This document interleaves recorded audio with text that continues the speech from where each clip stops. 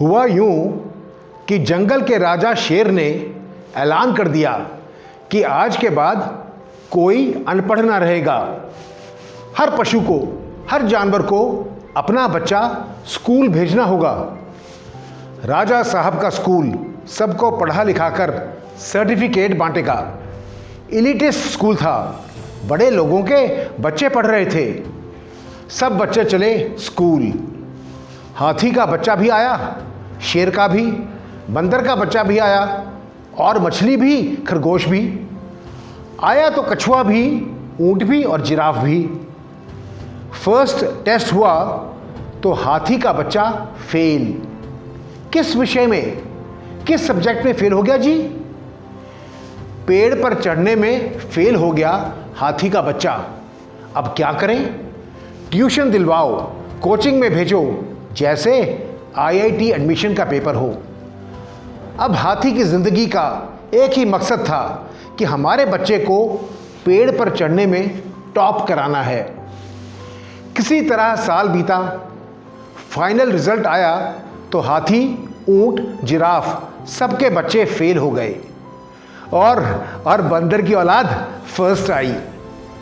Principal ने stage पर बुलाकर मेडल दिया। आईआईटी एंट्रेंस क्वालिफाई किए हुए बच्चे के बाप की तरह बंदर गर्वित महसूस कर रहा था। बंदर ने उछल उछल के, कलाबाजियां दिखाकर, गुलाटियां मारकर खुशी का इजहार किया। उधर अपमानित महसूस कर रहे हाथी, ऊंट और जिराफ ने अपने अपने बच्चे कूट दिए।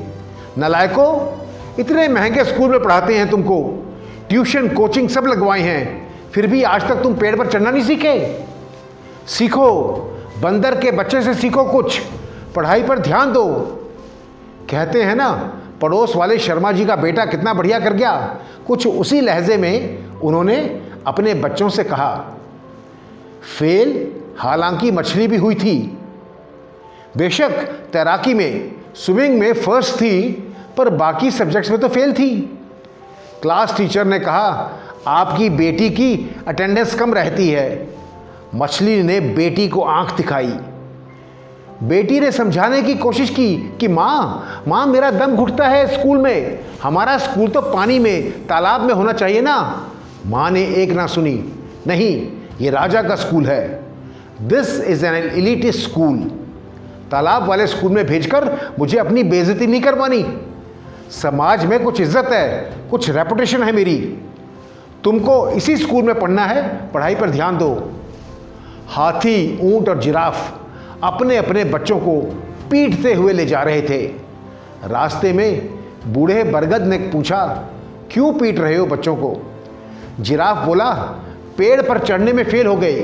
बूढ़ा बरगद सोचने के बाद पते की बात बोला, पर इन्हें पेड़ पर चढ़ना ही क्यों है? उसने हाथी के बच्चे से कहा, अपनी सूंड उठाओ और सबसे ऊंचा फल तोड़ लो। जिराफ, तुम अपनी लंबी गर्दन उठाओ और सबसे ऊंचे पत्ते तोड़ तोड़ कर खाओ।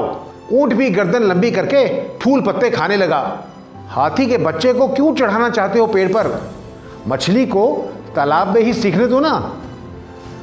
दुर्भाग्य से आज स्कूली शिक्षा का पूरा चक्र और सिलेबस सिर्फ बंदर के बच्चे के लिए डिजाइन है। इस स्कूल में 35 बच्चों की क्लास में बाकी सबको फेल होना ही है। हाथी के बच्चे को पेड़ पर चढ़ाकर अपमानित मत करो। जबरदस्ती उसके ऊपर फेलियर का ठप्पा मत लगाओ। ठीक है, बंदर का उत्साहवर्धन करो, बंदर को मोटिवेट करो, पर शेष 34 बच्चों को नालायक, कामचोर, लापरवाह, डफर, फेलियर घोषित मत करो। मछली बेशक पेड़ पर ना चढ़ पाए, पर एक दिन वो पूरा समंदर नाप देगी। मित्रों, अपने बच्चों की क्षमताओं व प्रतिभा, एबिलिटीज़ एंड टैलेंट की कद्र करिए। चाहे वह पढ़ाई, खेल, नाच गाने, कला, अभिनय, व्यापार, खेती, बागवानी, मैकेनिकल, किसी भी क्षेत्र में हो, उन्हें उसी दिशा में अच्छा करने दें। ज़रूरी नहीं कि सभी बच्चे पढ़ने में ही अव्वल हों। बस ज़रूरत है उनमें अच्छे संस्कार व नैतिक मूल्यों की, जिससे बच्चे गलत रास्ते नहीं चुने। ध्यान रखिएगा कि आपके बच्चे भी आपसे ही सीखेंगे। अब ये आपके ऊपर निर्भर है कि आप उन्हें क्या सिखाना पसंद करेंगे।